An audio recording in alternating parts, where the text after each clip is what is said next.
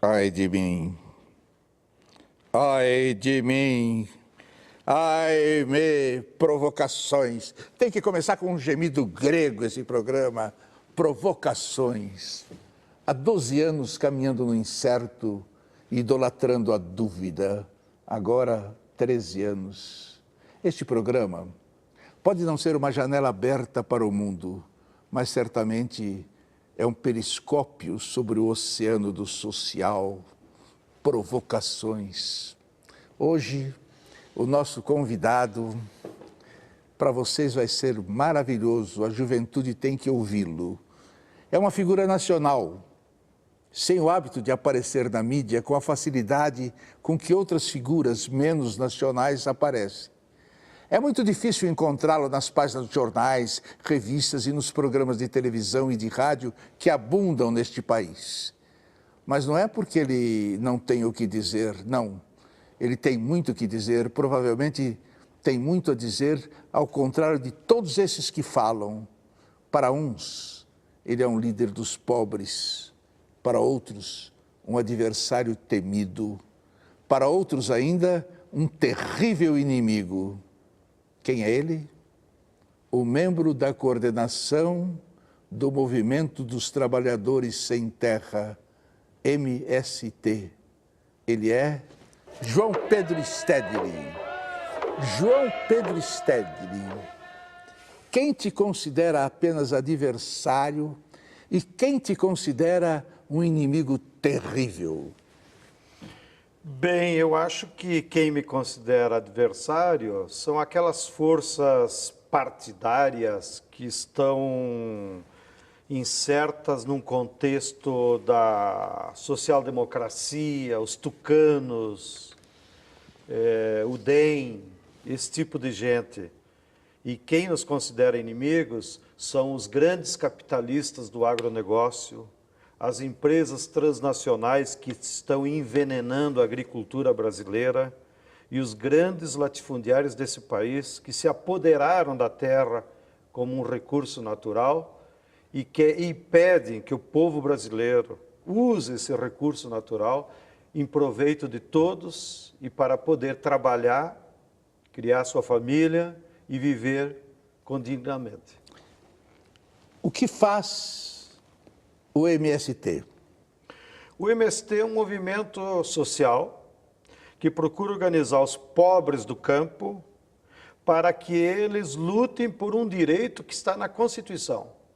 O direito que os pobres têm de trabalhar na terra. Como a terra é um bem da natureza, não é fruto do trabalho, e portanto ninguém pode dizer, essa fui eu que fiz e é minha. A terra, todos temos direito e está lá na Constituição. E está até na Bíblia, e está em todas as correntes filosóficas. A maioria dos brasileiros não sabe muito bem o que faz o MST. Por quê?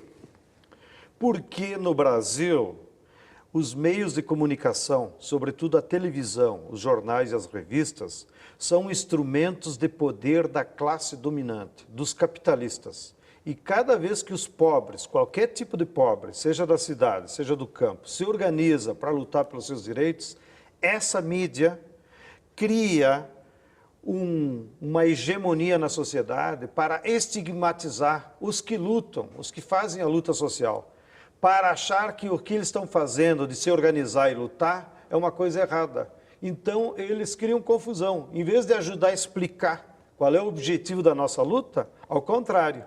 Eles fazem a propaganda dizendo que nós somos baderneiros, que nós só queremos confusão, que nós só queremos violência. Então, nunca sai notícia boa sobre nós. Sempre é agredindo. É curioso que é um discurso que a gente ouve desde criança e que não adianta muito, né? Pelo menos até agora adiantou pouco.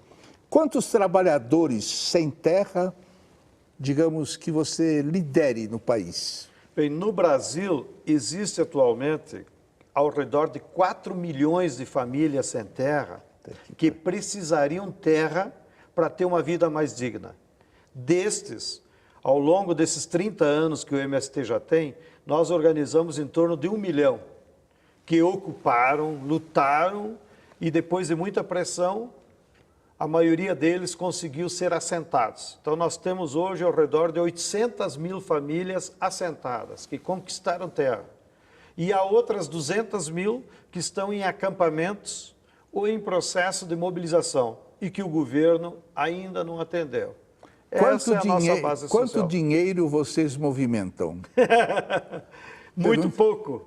Nós mobilizamos mais mão de obra, pessoas que têm disposição para o trabalho.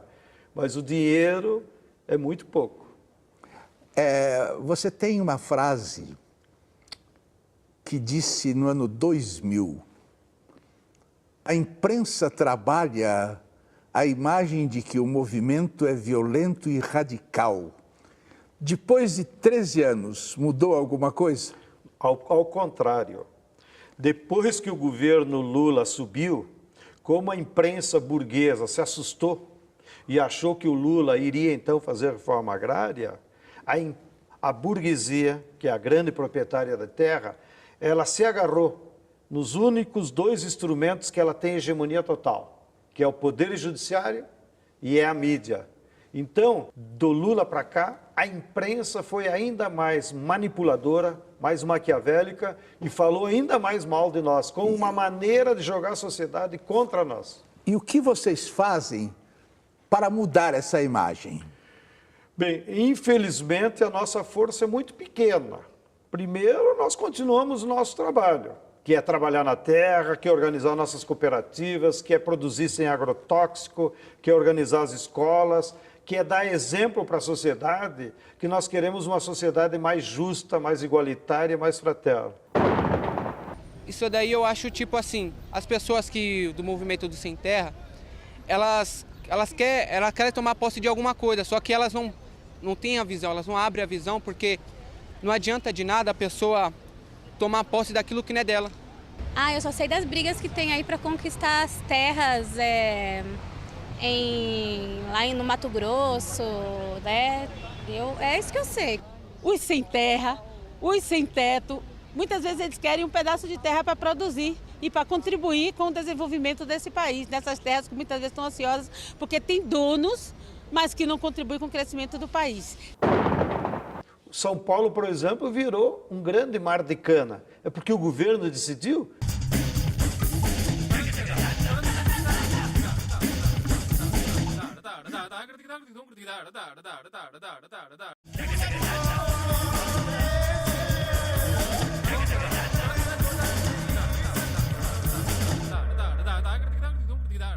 Você disse uma frase que é a seguinte: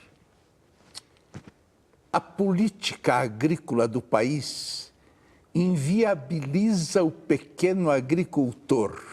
Explique isso. Infelizmente, há uma lógica de acumulação do capital na agricultura que só favorece a grande escala e a produção para exportação. Hoje, 85% de todas as terras do Brasil são utilizadas apenas para soja, milho, cana e pecuária. Isso é um absurdo, é vergonhoso. O que nós defendemos? Que deveria ter uma política agrícola e agrária no país que fortalecesse a agricultura familiar e camponesa, que organizasse as agroindústrias na forma de cooperativa e não em grandes empresas. Então, por exemplo, em vez do leite no Brasil ser controlado apenas por 3 multinacionais, Nestlé, Parmalat e Danone, nós poderíamos multiplicar pequenos laticínios na forma de cooperativas em cada município e o governo, então, tem uma política de valorização do preço do leite, para que o pequeno agricultor, quando fornece o leite, em vez de ser explorado por essas multinacionais... A Parmalat está acabando, né? Está acabando na imprensa, mas ela tem muito poder econômico, né? Uma reforma agrária, de fato, acabaria com a favelização das grandes cidades? Sem dúvida nenhuma, porque a reforma agrária, ela seguraria os pobres no campo e evitaria o êxodo. Inclusive, pode haver até uma reversão, sobretudo nas cidades pequenas.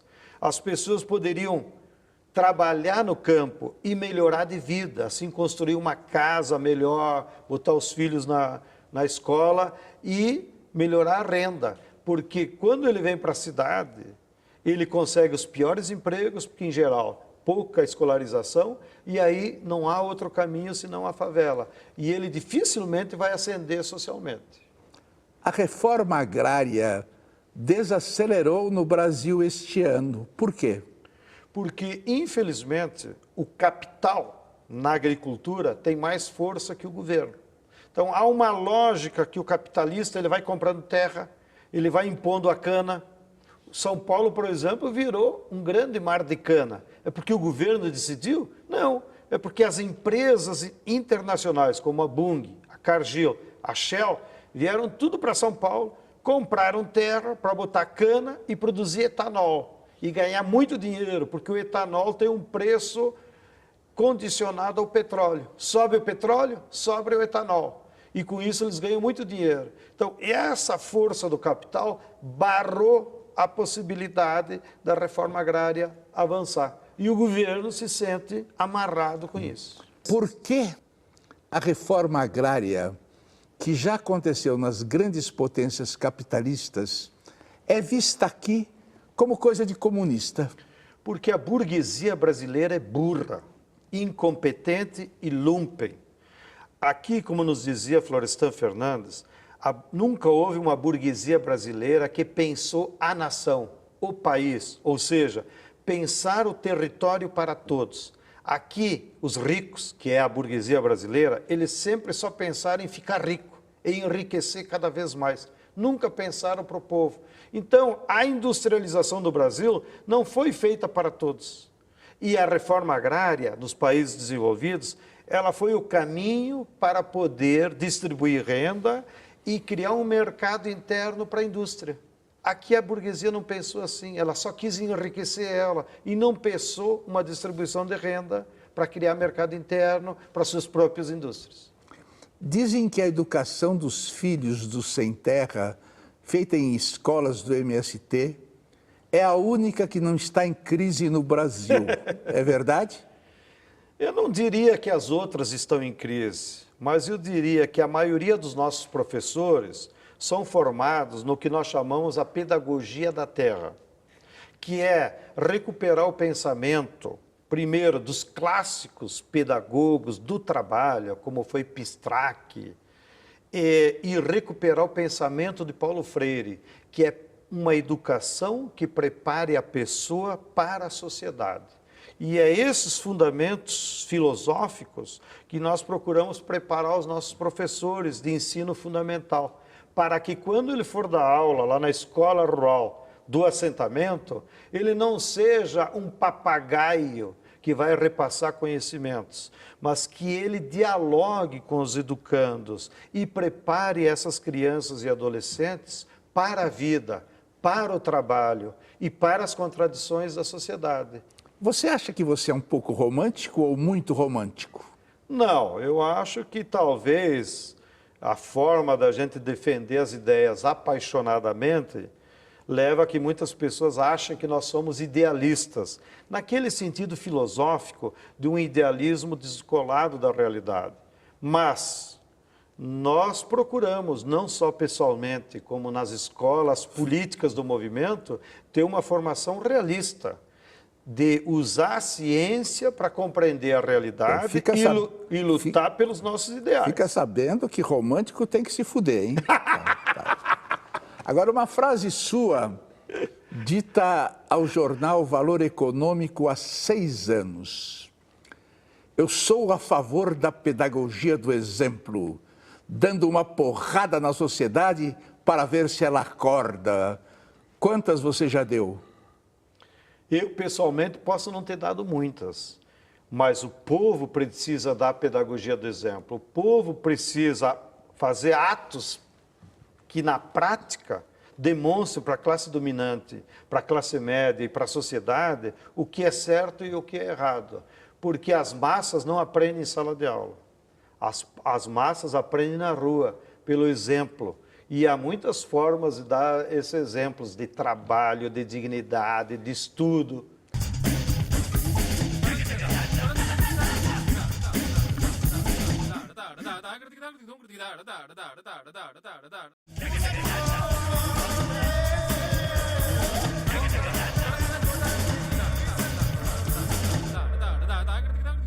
Temos de debater um novo projeto para o Brasil. Frase sua. Por onde começar? Pela luta social. Porque hoje no Brasil não há um projeto para o Brasil. Nós temos de um lado o neoliberalismo, que os tucanos defendem, e nós temos de outro lado o neodesenvolvimentismo, que é melhor que o neoliberalismo, que é a plataforma que uniu várias classes em torno do governo Lula e do governo Dilma, mas ele não se constitui num projeto que faça mudanças estruturais. Então, quando a gente fala em um projeto para o Brasil, é um projeto que mude as estruturas injustas, como a concentração da propriedade da terra, como a concentração da riqueza, como a concentração dos meios de comunicação. E, para isso, é preciso que as pessoas se conscientizem, se mobilizem e lutem. Olha, eu não vou perguntar para você como é que vai a cultura e a educação no Brasil, porque nós sabemos que a tragédia é total, não adianta achar que está melhorando, que não é verdade. Você já pensou em se candidatar a algum cargo político?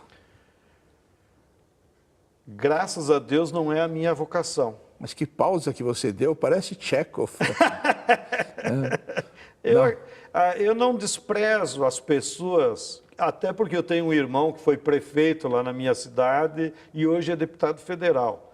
Então, eu seria o primeiro a desaconselhar a ele.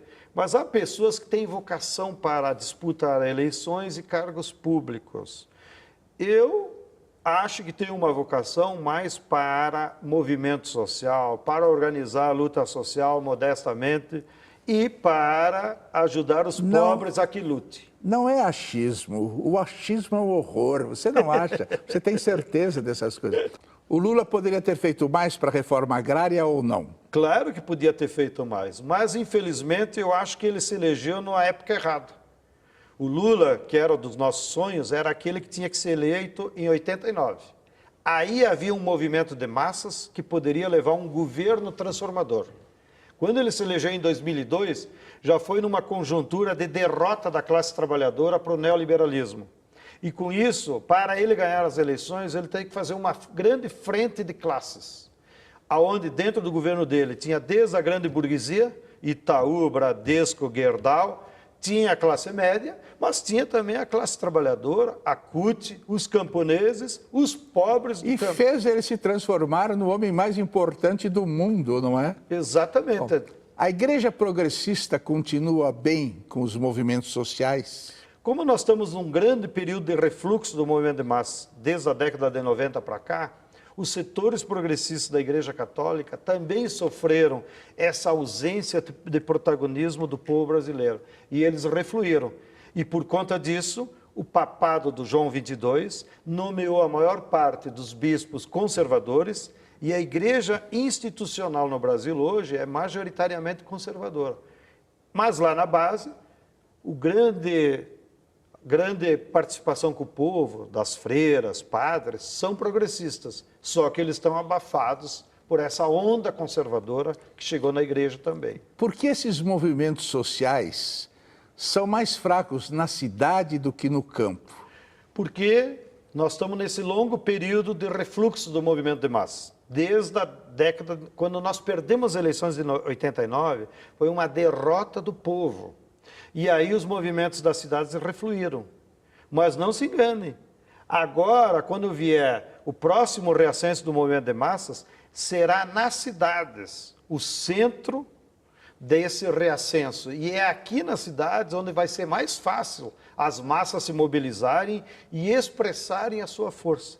Em especial, a juventude trabalhadora das periferias. Anote isso. Serão eles que farão as mudanças nesse país. Tá cheirando a romântico, vamos lá. Jovem Stedley, me diga uma coisa. Quem fez maior mal ao mundo? A religião, o poder ou os bancos? Primeiro, os bancos. Porque desde que, na modernidade, o capitalismo surgiu como modo de produção, é o capital financeiro que vai acabar acumulando o trabalho das pessoas. Então, e a religião, a caça às bruxas daquela época, né? Aquilo lá faz parte de desvios da humanidade, mas quem, desde o século XIII, vem se apropriando do trabalho da humanidade é os bancos. Se você passar na frente de um banco, guspa, porque aí é o túmulo. Eu estou devendo para tantos que... Você sente alguma emoção cívica ao ouvir o hino nacional? Ah, sinto. Sobretudo quando joga a seleção brasileira e contra a Argentina. Você chora? Pode me chamar de idealista, mas eu sinto. Assim como eu sinto quando toca a Internacional, que infelizmente a esquerda brasileira está esquecendo, mas nós valorizamos. Você chora diante da beleza? Não choro, mas sinto emoção também. Um belo filme, um belo quadro. Você é religioso? Eu tive formação religiosa. A minha mãe é muito católica e eu me sinto assim, pelo menos na formação da minha personalidade, com influência dos valores cristãos. Mas não me sinto católico porque, como dizia Dom Pedro Casaldáliga, o Vaticano não tem nada a ver com o Evangelho de Jesus Cristo. Como é que você gostaria de morrer? O mais tarde possível, por isso que eu sou muito amigo do Niemeyer, e cada vez que eu falava com ele eu pergunto, Você me vai conta ficar aí no o hospital segredo. com aquele negócio assim? Me diga uma coisa, Stedley. Que pergunta você gostaria que eu tivesse feito, mas eu não fiz? Quem são os verdadeiros inimigos do povo brasileiro? Stedley, responda. Quem são os verdadeiros inimigos do povo brasileiro? O capital financeiro, as empresas transnacionais, o latifúndio e a mídia burguesa. E qual pergunta que eu fiz que você gostaria que eu não tivesse feito? Essas de religião aí, porque isso, as pessoas, cada um tem a sua motivação religiosa, eu acho que isso altera pouco falar em público qual é a tua religião, qual é a tua motivação. Você mente? Às vezes tem que mentir, né? É. Agora, uma pergunta para terminarmos. Stedley,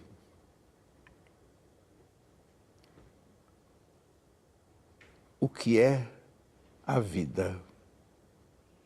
A vida é uma coisa maravilhosa, porque é ela que nos permite compartilhar com outros seres vivos e gozar isso que se chama de felicidade. Não consigo imaginar um ser vivo sem ser em coletivo e sendo feliz sozinho. Então a vida é o que de mais precioso se pode ter nesse planeta. Então, a última pergunta é esta. Stedley, o que é a vida? A vida é um estado pleno de felicidade. Dá aqui um abraço ao romanticão. A única coisa falsa desse programa é o abraço.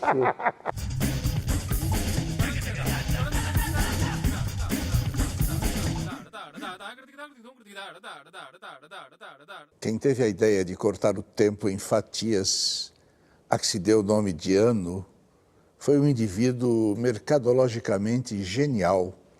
Ele industrializou a esperança, fazendo-a funcionar no limite da exaustão. 12 meses dão para qualquer pessoa se cansar e entregar os pontos. Aí entra o chamado milagre da renovação. E tudo começa outra vez, com outro número e outra vontade de acreditar que daqui para diante vai ser diferente. Da da da da da. Da da da da da.